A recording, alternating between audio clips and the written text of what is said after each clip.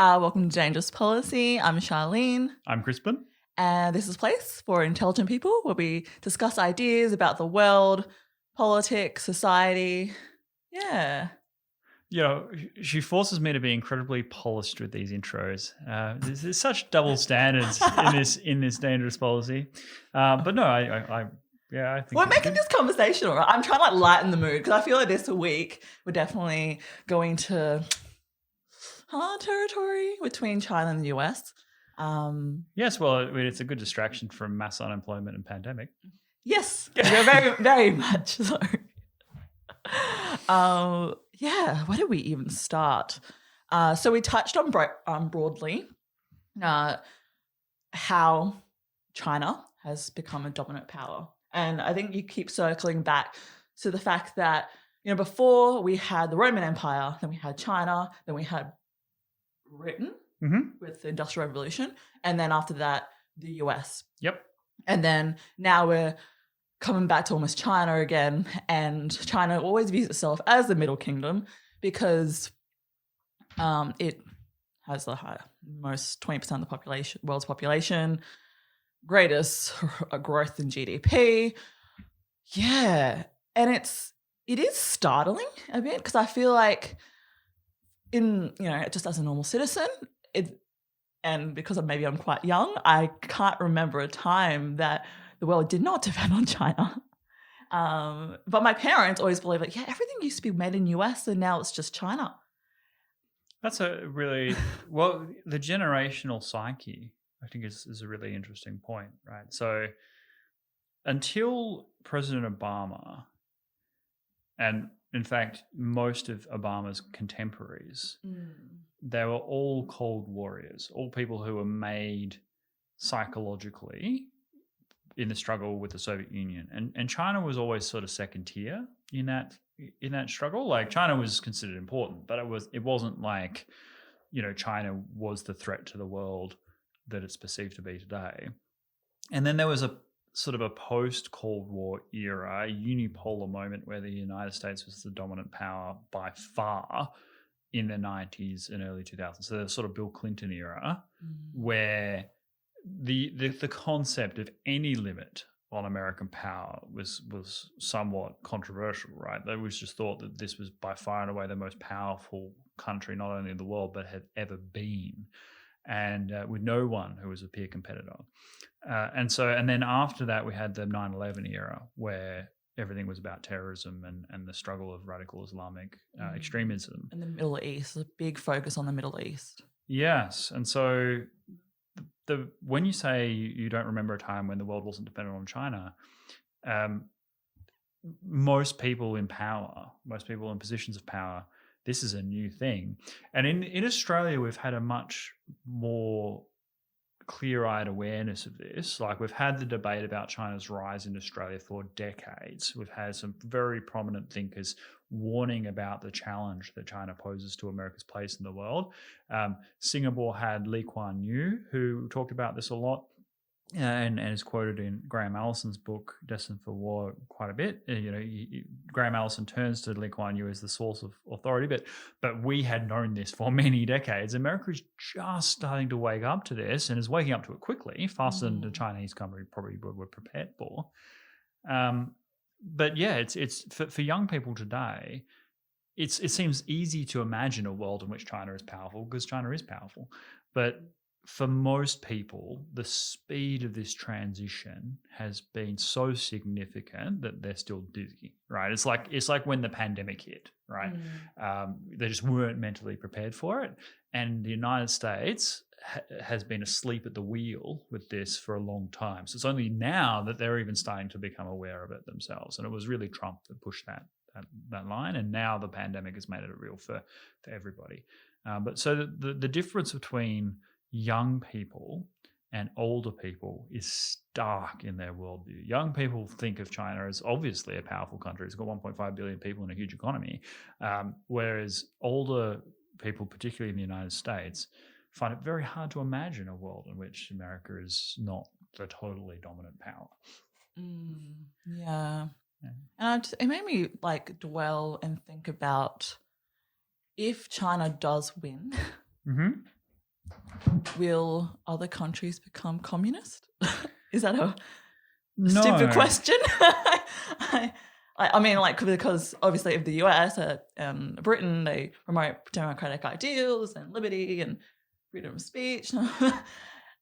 It's interesting. Imagining a world with China as the dominant power is a good exercise in a theoretical sense, because the whole concept of the nation state is a Western idea. It comes out of the Treaty of Westphalia when it was decided that nation states were more important than the divine right of monarchs in Europe. And there's something that China kind of adopted, but also adapted to its own worldview. China is first and foremost a civilization. If you think of like the Yangtze River, the Indus Valley, the Mesopotamia, these sort of Egypt, these cradle of civilization places, that has shaped China's view of itself. It sees itself as this ancient civilization, but equally that not everyone can be Chinese.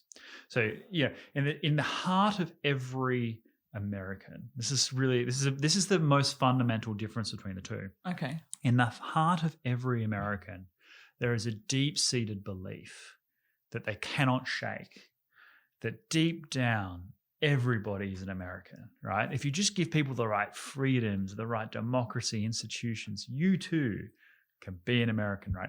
And on balance, that is one of their strengths. It leads to some disasters like in Iraq, but it also constrains them as a power. They actually do see that everybody has potential and an inalienable, irreducible level of value as a human being. And so it has been a benevolent belief in most sense. And it does create their kind of mental dislocation when it comes to separating the CCP from the Chinese people. They're like, we're only against the Chinese Communist Party that are oppressing the natural evolution of the Chinese people to be industrious and free and liberal like us, right? So that drives American policy. It's a good thing morally for the Americans. It does sound good. But it is incredibly foolish as an international relations strategy. Okay, why is it that? Well, because it's already proven to be a failure in China's case. Like there was a belief that there would be a natural evolution in China that as people grew more wealthy and more educated, that they would demand greater political freedom to go along with their economic freedom, and they would naturally evolve like the United States, right? But they managed to grow under a communist dictatorship. Yeah, and there is an assumption, and there's all these successive assumptions. It's sort of like the sinking ship syndrome, where they think that, because that hasn't happened, why didn't that happen? Why didn't it happen in China's case? That they emerged as a democracy, that they've become rich without becoming free. Well, the answer to that in the American narrative is that the Chinese Communist Party has become very good at maintaining control. Right, that they've used the tools of surveillance and AI and internet and so on to crush potential dissent. Now that is absolutely true, but is it really possible for the Communist Party to maintain control over a country of 1.5 billion people, absent some cooperation from the Chinese people? Right?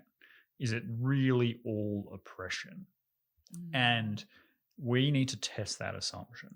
Okay. I think Americans are a bit blind to it because it's, they have a natural belief that people are naturally free. They're naturally, they want to have their individual rights and so on. And what the Chinese would say is no, they don't necessarily believe that. There's a communal structure. There is a sense of Han civilization that is separate to these other civilizations. They see themselves as going all the way back to their Yangtze River roots, that they're all born of this new civilization that is has a continuation through time, and that individuals have an obligation to that tradition that extends beyond themselves as a person.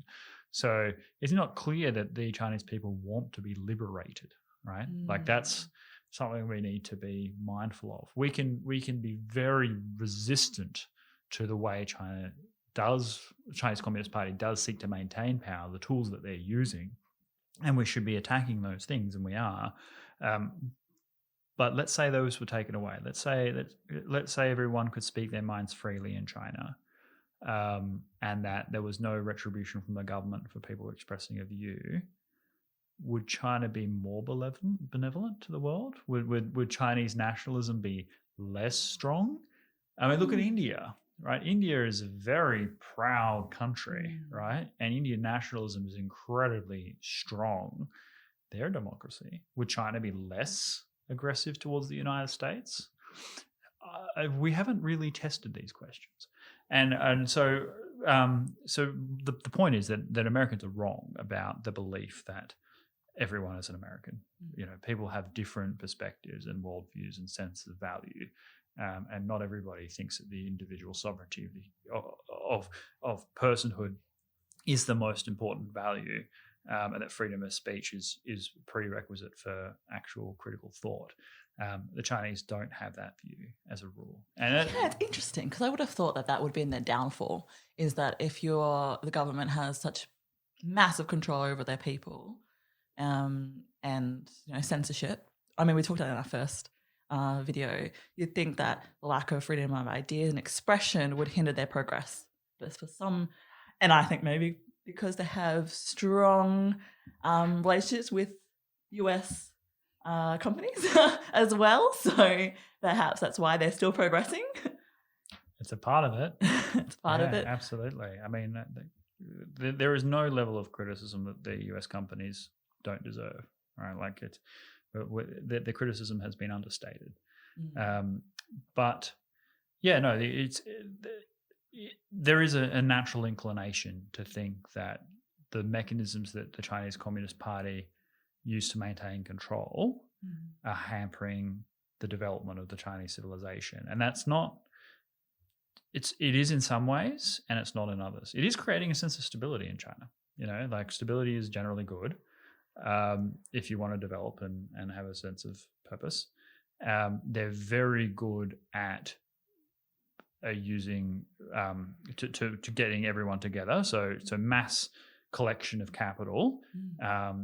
Their infrastructure construction reflects that is amazing, right? You know, you go and I went to Washington DC and they had an escalator at the main train station that was broken. I went back 4.5 months later and it was still broken. Okay. Right. China can build an airport in like a week. It built like hospitals in a week, like a few hospitals and like whole cities in a month.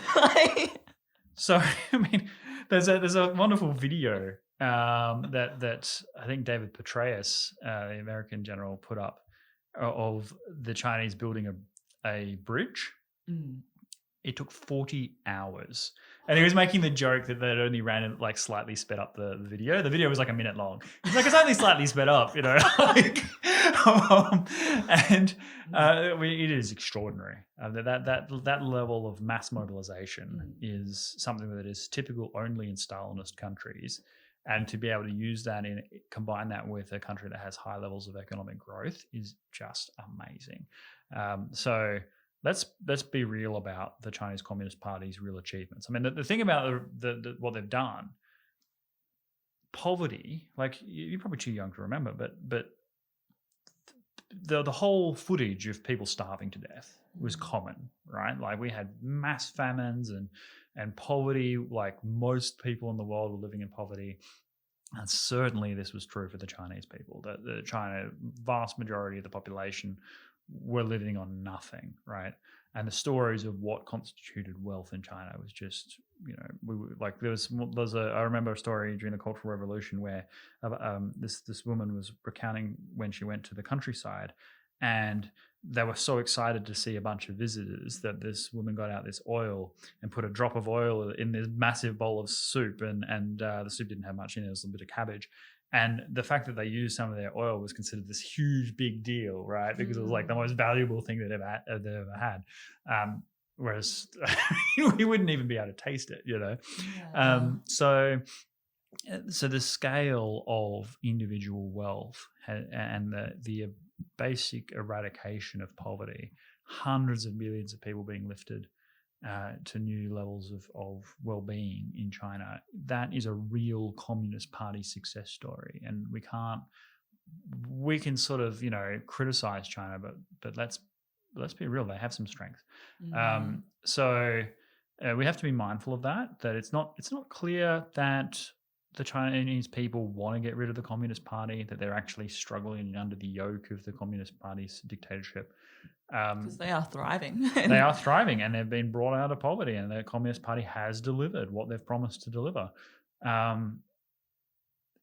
But do we allow the mechanisms by which Communist Party rule to be extended to the rest of us? And going back to your original question is does everyone become communist in a Sino-centric world order? The answer is no, because as I said, they don't think that everyone can be Chinese. They never did.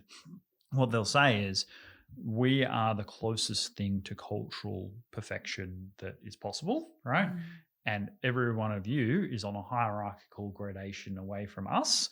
So our Korean friends will be the closest thing to us because they've adopted Confucian ideals and culture, and they're like little China. And Singapore maybe, and a few other places, but most of you, nah, right? What does Australia say? Well, Australia... Because it's weird, because like you said, one of the leaders loved Australia, and...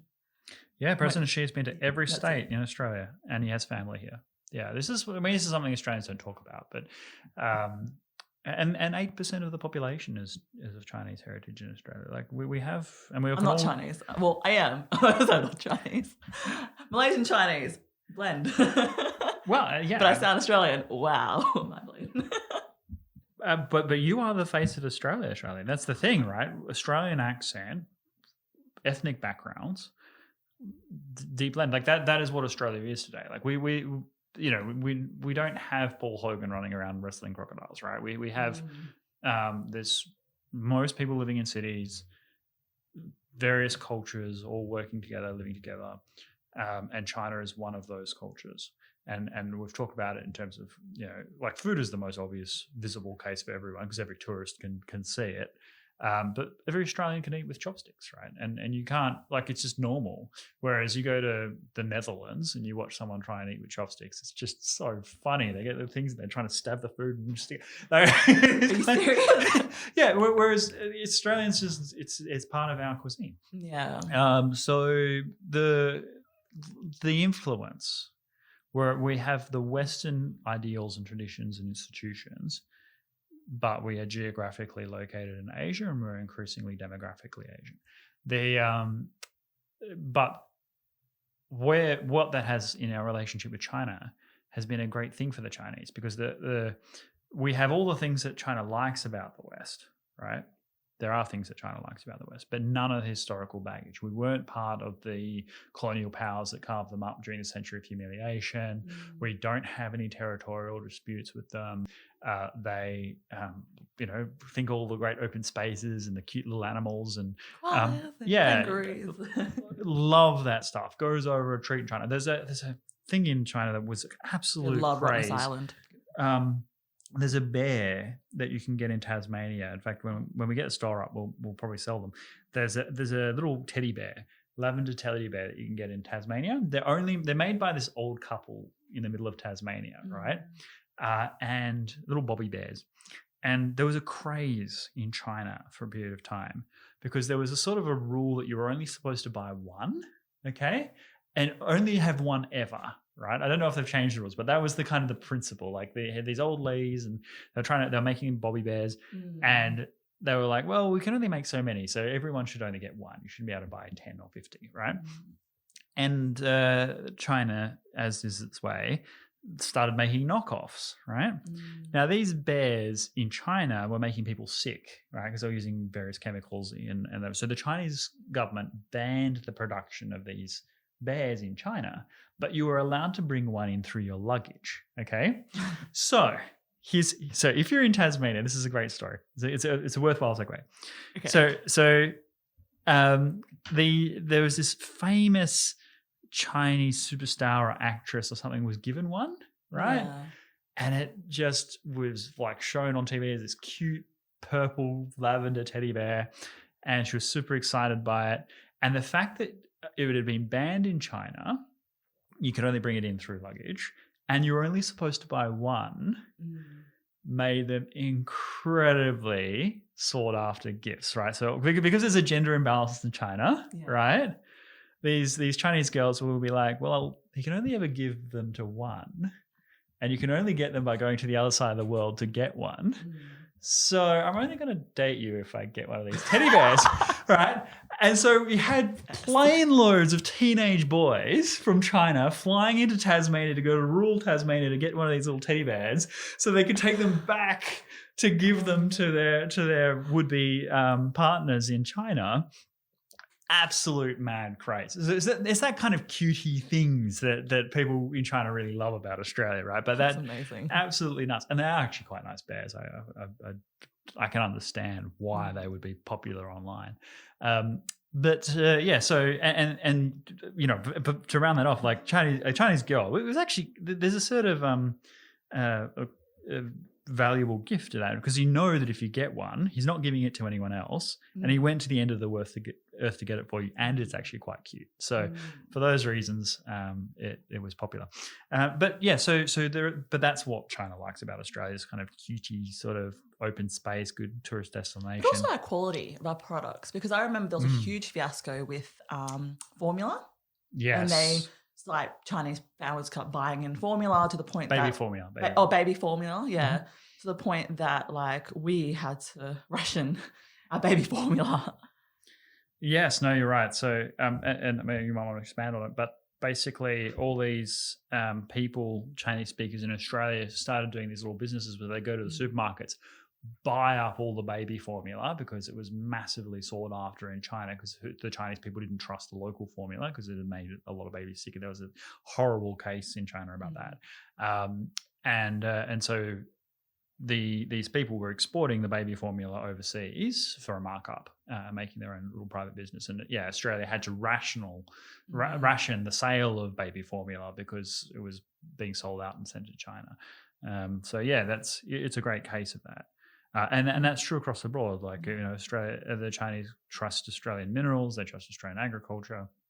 So there is a high quality certification of product. Australian wine, Australian beef is sort of prestigious. If you come to Australia, like, got to have our beef and our wine. And the cheese, and chocolate factories. So there's a lot of good products, and so the Chinese like that, and Australian tertiary education is actually interesting. My first professor in international relations, he was a Chinese dissident, right? So he had come to Australia after the Cultural Revolution, after Tiananmen Square. So I asked him, because he is one of the most brilliant minds, and yet he's just in some sort of university campus. He should be doing other stuff. But I asked him once, I said, look, what the hell are you doing at university? You should be doing, more, I didn't want to say important work, but like more important work, right? And he laughed me off with a joke, but then I pressed him, and he said, well, in the 1960s, there was no university in China, right? Mao Zedong thought that tertiary education created a class society, and he ordered them all to close and become, Marxist museums, right? So there was no university in China. Then when Deng Xiaoping took over in 1979, he said, look, yes, reopen, start recruiting, bring students. So he was one of that first class in like 1980. Then he did his undergraduate and his master's. But at that stage, because the universities had been gutted and were still rebuilding, there was no PhD program in any of China. And the Chinese Foreign Service, because he was trained to be a diplomat, had a rule that was still in the books that said you needed a PhD to do certain jobs, right? So he's like, well, I can't get a PhD because there's no university course in China that offers it. And they're like, well, actually, why don't you go to overseas and get your PhD there and come back? And he's like, oh, that's a pretty good idea. So he leaves the country in 1989. Tiananmen Square happens. A lot of his fellow students all were killed, and he couldn't go back to China. So that's how he got citizenship here and became a lecturer after he finished his thesis. So there's kind of like that. There's a history behind the tertiary education appeal to the foreign, because it took a while. It has taken a long time for China's tertiary education sector domestically to get up to scratch, right? They absolutely gutted it nationwide during the Cultural Revolution. They only tentatively started to open it up. And then there was a massive step backwards after Tiananmen Square, where the government really cracked down on universities nationwide. So it's only in the last 10, 15 years that you've got the Xinhuas and all these campuses bursting into the top 100 list. Before that, it was these Western institutions, of which Australian, particularly the Group of 8 institutions, think of it like a Australian Ivy League, were all very appealing to foreign students and China in particular. So that became our third largest export after minerals and agriculture. And all three of those exports, China is the biggest customer. So China has a lot of reasons to like Australia, but Australia is standing up for its values and not wanting to be pushed around by a bully. I think Chinese attitudes towards Australia are going to sour pretty starkly. Australia has to be mindful that that's going to happen and the consequences of that. And we're going to be paying an extraordinarily high economic price to go down this path. I think we must, but let's not make the problems bigger than we need them to be. I mean, Australia's going through its biggest GDP downturn ever after 30 years of uninterrupted economic growth. That the effects of that haven't yet been properly felt because the JobKeeper program and government funding is extending.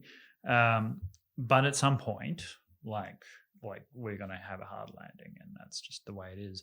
If China's tariffs on stuff on Australian goods are only going to intensify that. Now, I think that China would be incredibly short-sighted to continue to press Australia in that respect, because it makes China look like it is a bully, and Australians are not typically going to, just because of a few extra dollars and some cheaper coffee or whatever, we're not going to bow to China in that way. There's a certain misreading of Australian history if they think that the Australians bow to authority, which either internally or externally. It's unwise as well as just malicious. But historically, China has a lot of good reasons to like Australia. Yeah, no, that's a fair point. But we're still going to theme it with the China thing. Yeah, I mean, you can divert. We can because you'll cover it. So I don't know if there's anything that I really liked about the whole discussion. Is so the episode sucked. I'm gonna keep that in. He said it, not me. Oh my god. Okay. So going on the theme of this week, we're talking about those speeches, and you stated that these speeches are meant to declare a new Cold War between the US and China. Yeah. Right? Mm-hmm. And I don't know, it kind of made me think about how would it even play out. And you were still dwelling on that idea. Is now that we have this technological revolution, it wouldn't surprise me if we had a cyber war as well as a physical military one. Mm-hmm.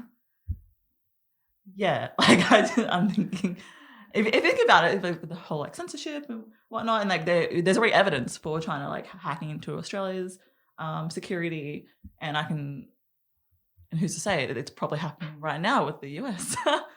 Well, it is. It is. Absolutely, it is. We saw one of the greatest hacks of Twitter. That was the most significant kind of social media hack in world history. Now, we don't know if that was a state actor, but it did seem really bizarre that you would have, such a sophisticated hack with such a very ham-fisted smash and grab kind of economic thing of, send Bitcoin. It just didn't seem very connected to me. And there is a sort of a view that perhaps this was a shot across the bow, a warning, if you like, as to what can happen if you push things too far. We did a video on the massive hack or cyber attack, I should say, of Australia at every level, and that affected every level of government, state, federal, different agencies, different records, individuals, including myself. The extraordinary, and the government all but declared it was China. So this is already happening. We don't have an effective deterrence relationship in the cyber domain. Although a cyber attack is considered a act of war under international rules, international rules also require significant burdens of proof when it comes to attribution. So unless a country comes out and says it was us, often very hard to take any international action. Where it becomes a real challenge is not knowing where the thresholds lie for military action, right? So let's say let's say I'm the Prime Minister and I want to go and have a meeting with the Japanese Prime Minister. It is very likely that the Chinese government will seek to get my briefs and talking points and my objectives and try and understand what that meeting will be about. And that is normal spying, okay, of which pretty much every country does it, and cyber is just one of the major mechanisms by which that now occurs. Okay, what's the intent of spying? Is just to make sure that there is order, or well, it's to get information advantage. I mean, if you know what another country intends to do, you are able to more effectively respond. If you know a country is planning something against you, well, it's good to know that ahead of time. So spying is basically just to improve your information asymmetry and allow you to make good policy. Today, it's sort of an aside, today there's so much information, right? Like the actual spying isn't nearly as important today as it once was, because now you can get information that you would once have paid a fortune for through, spying and stuff just on the internet. You just get to go to Google Earth or something and you can see a lot of stuff, right? It's not nearly as important. What is important now, what's more important today than ever before, was managing data. So if you get it's not getting enough information, it's getting too much, right? And not knowing what's important and what's noise. And so Fake news, yeah, but also just like getting the proper narrative of what everything means, and that is the art of analysis. So, intelligence analysts are far more important than ever before, and intelligence gatherers have never been more irrelevant, right? Look, don't get me wrong, there's still amazing tools for intelligence gathering and so on, but the way in which intelligence agencies operate, it's often more an issue of what's important, not what is. So yeah, that's a great challenge. But with the cyber conflict, we do some spying, but then what about when you like escalate that to taking intelligence IP kind of secrets? So cyber hacking of industry, of patents and technology, of research, of COVID kind of vaccines, that sort of thing. That's kind of another incremental layer. And then there's like another layer above it, which would be more like undermining, like putting back-end sort of hacks into various devices, gathering people's data. And one of the speeches, of the Chinese speeches from the four senior officials, really went into detail about the level of data that is collected by the Chinese Communist Party, whether it's the Office of Personnel in the United States, where they apply for civil servant jobs. I know that my own university records at Canberra were hacked by a state actor.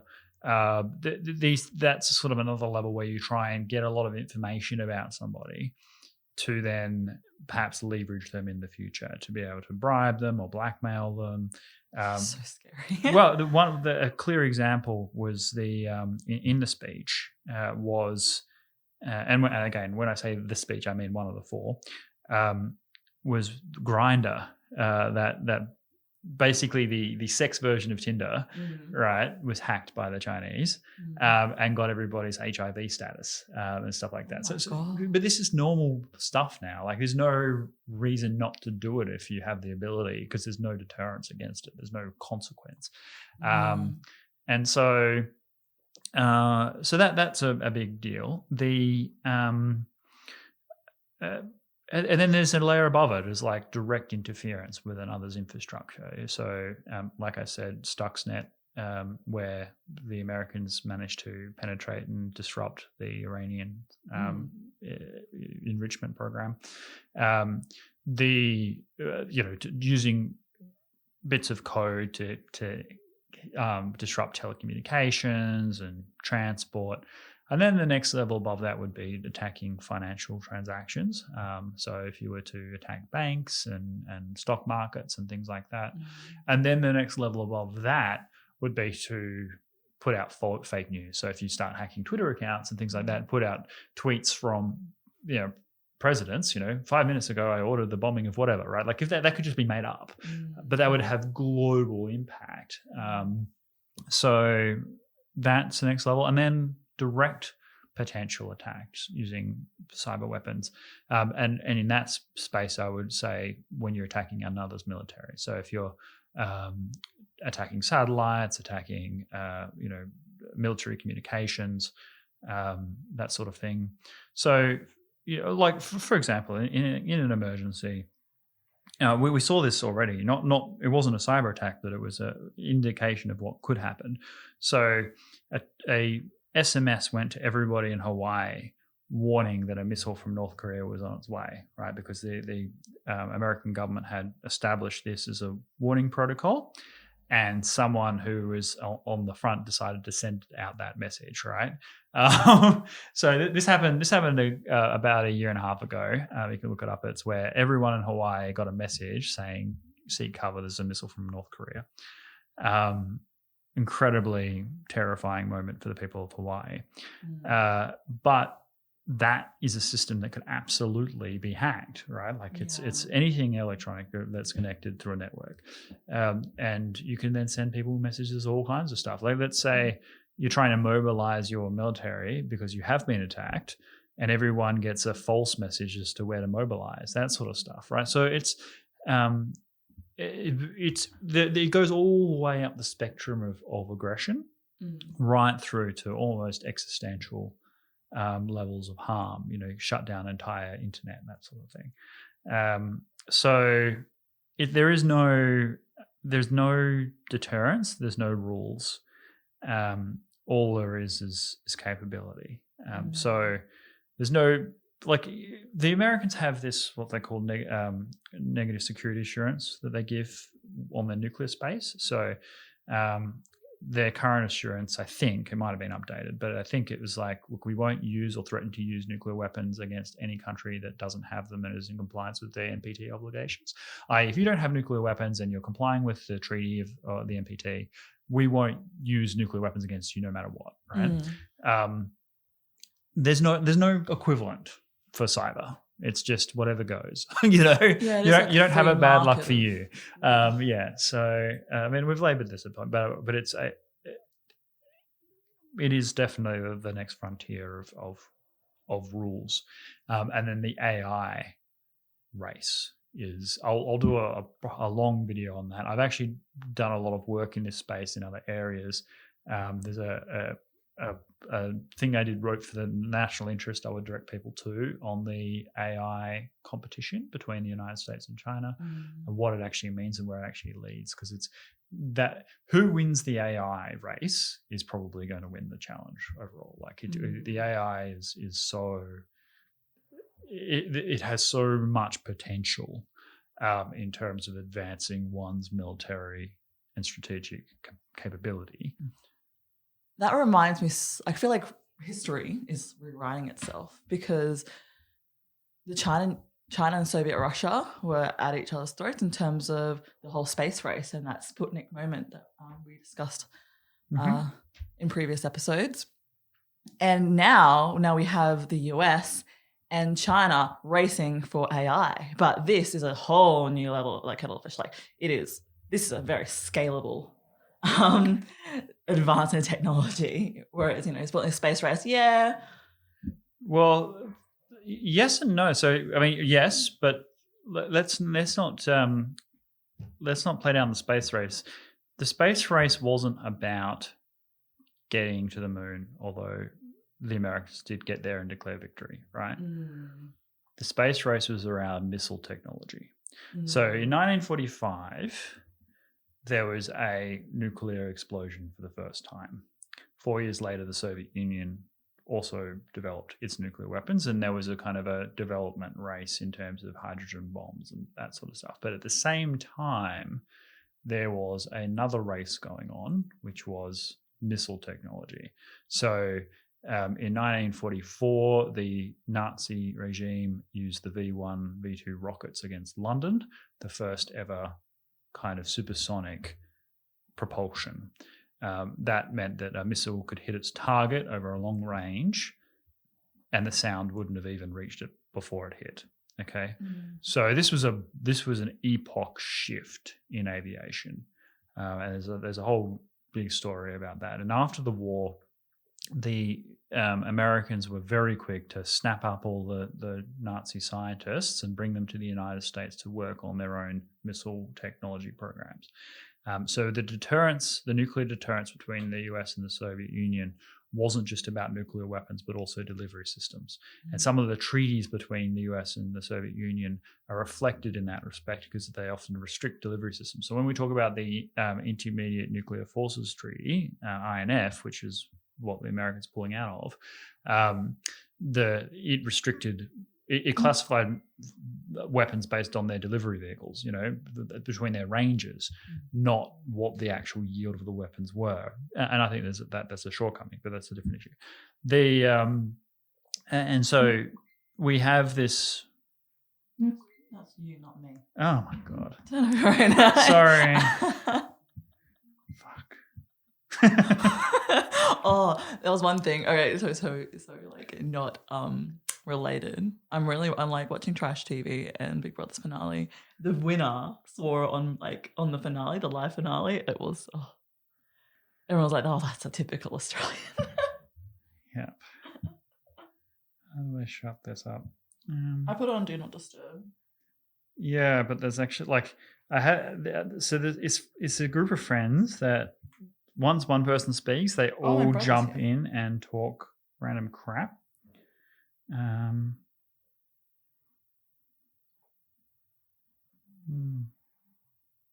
Mute. 8 hours done. Good. Solved. Yeah. So I don't even know. We'll cut back in. Yeah, I remember.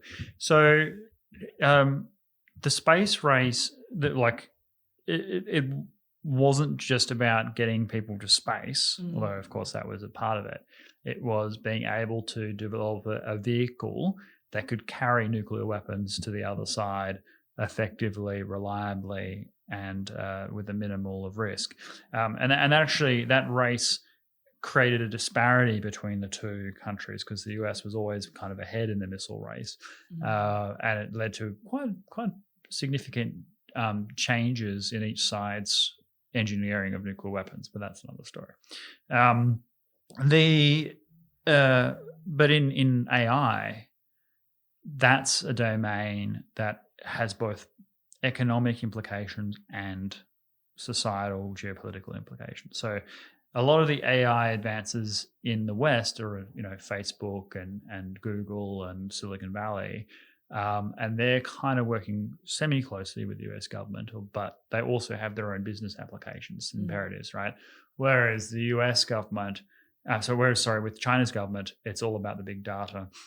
And they have they're much more. I think the Chinese have a much more clear-sighted strategic objective with AI, whereas America is still kind of finding its way through organically. So America is ahead in terms of its expertise and its current technology, whereas I think China's got an objective it wants to drive in with AI. But I don't want to get into AI too much in this discussion because I'll try and educate people on the AI race and what it means in a future episode. But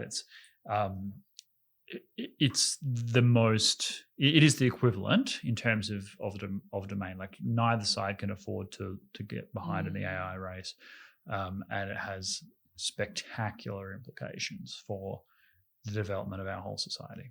But I'll leave it there for now. Yeah, no, that's very interesting. It kind of, and it makes me think, right? I like to circle back into thinking, okay, this is great information, Crispin. What can a general person like me do about this information? Like what kind of skills are required now? I think the demonstration on coronavirus, and nowadays, that scalable industries are the future. And I feel, I don't know. I think I need more clarity in terms of, okay, what can I essentially do to help?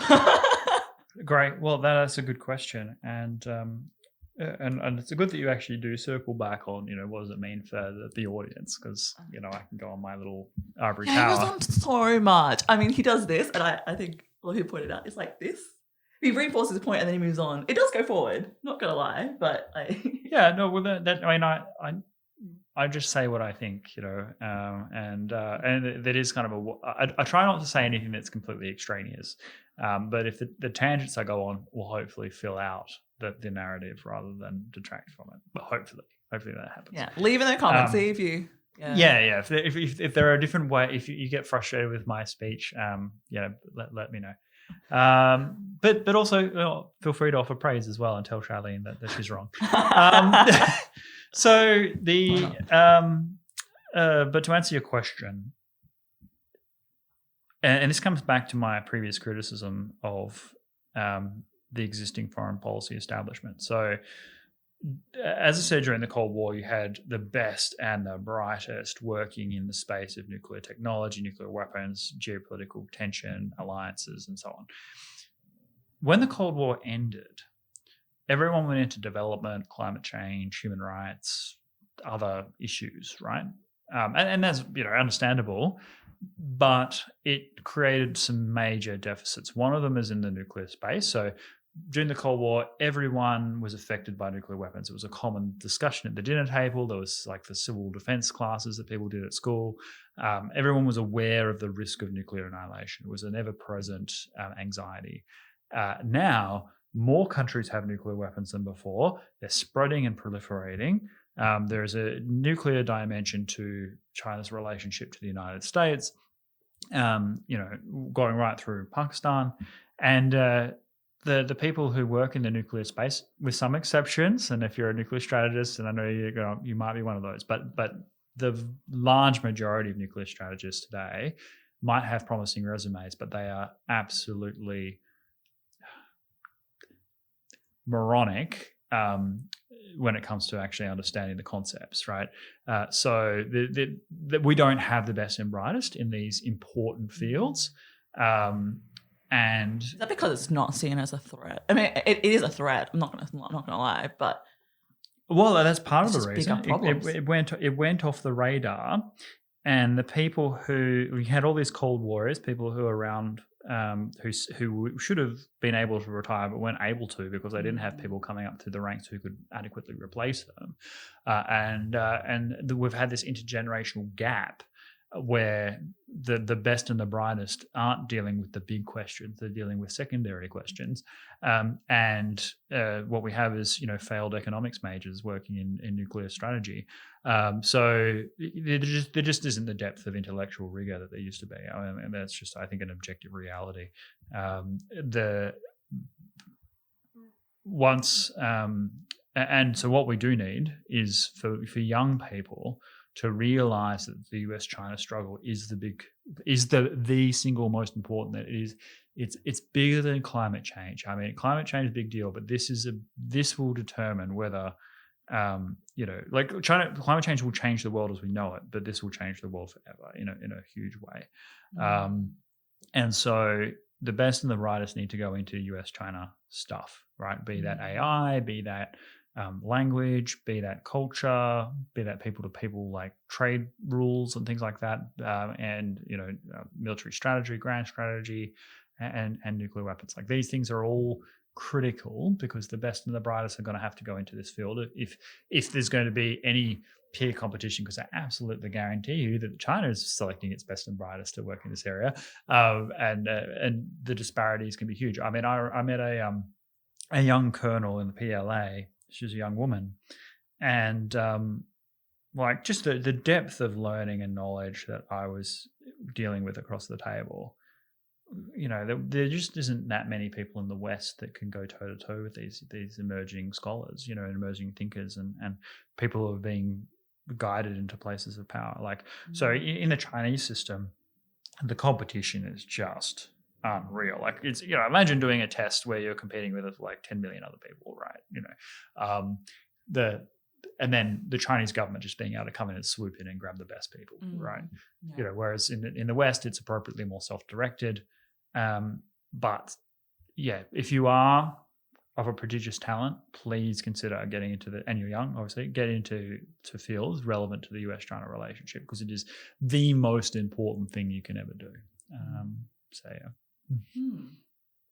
Yes. I don't know. And also, I feel what fascinates me is learning more about history as well. So you, I think our last discussion, you recommended that book. I forgot the name. Thucydides' History of the Peloponnesian War, or Destined for War. Yeah, that's it. Yeah, Destined for War. And yeah, it definitely did open my eyes to how decisions are made, and it's not something that we don't know what might or might not happen. So I think we would definitely all have a role to play, and I'm thinking if we. Well, I mean, I'll just tease out that point if I may. There's kind of two schools of thinking in various things, where you've got structural forces and you've got individual actors. Okay, so there are people that think that the most significant determinant of global relations and interactions between states is the structure, right? Like rising powers, established powers, inevitable conflict, that sort of thing, right?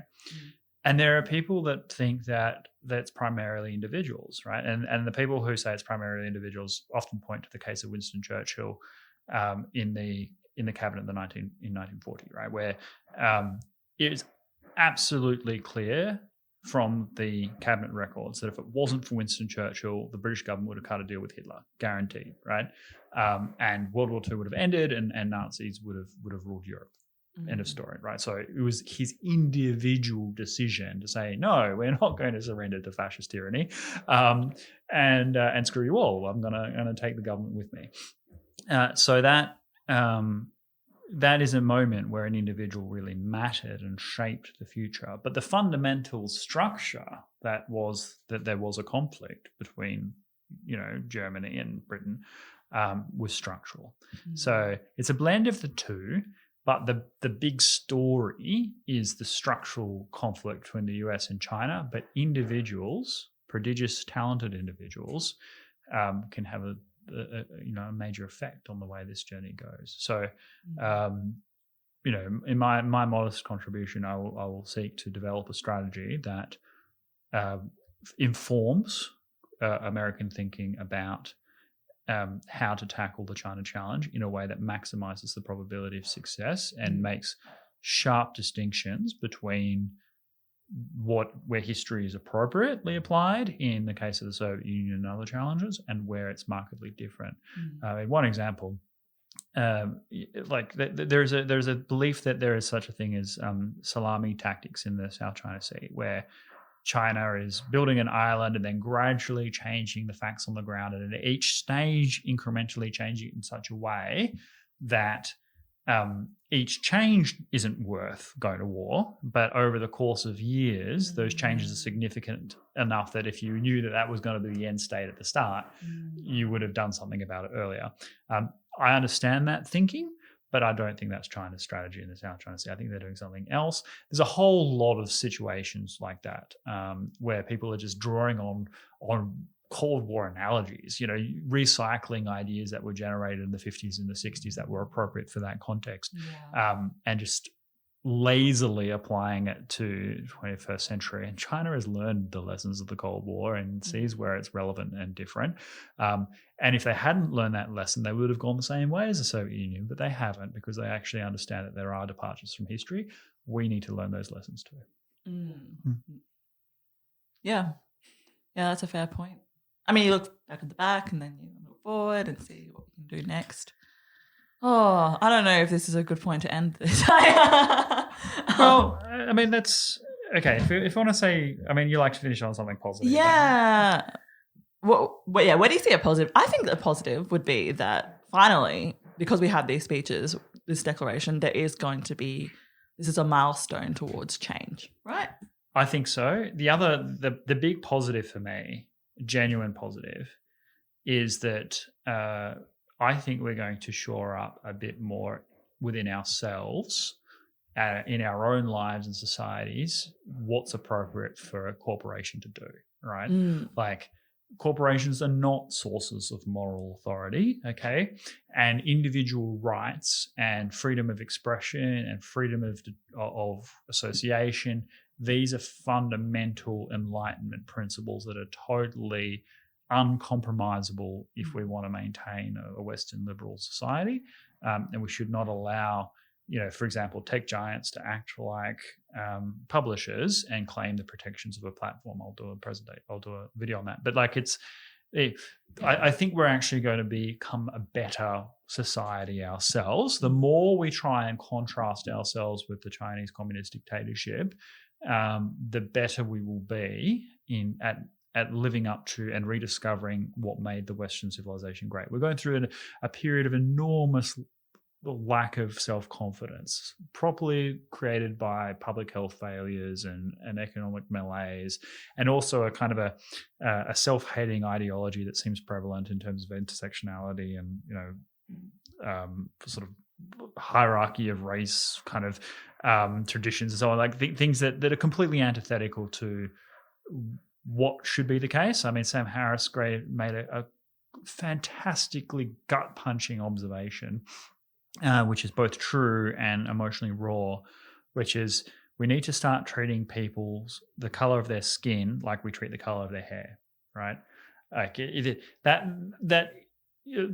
think we're going to start rediscovering some of that. I think those sorts of ideas are going to have more potency as we kind of go like, look, we have a great Western tradition that built something truly special. We should be proud of that tradition and live up to its best ideals. Crispin, this is our third take. I'm going to just say it out there. It's not because, you go on. Yeah, it's not because we stuff up. It's just because we're running out of look, we're making every mistake in the book with this podcast, and we need more memory cards, Crispin. Yeah. Full. But anyway, I would like to end this podcast on a positive note. And I think with these speeches really is a great indicator that this will mark in history time that this is time where we'll be able to alter direction and make new changes, I guess. What's your take on it?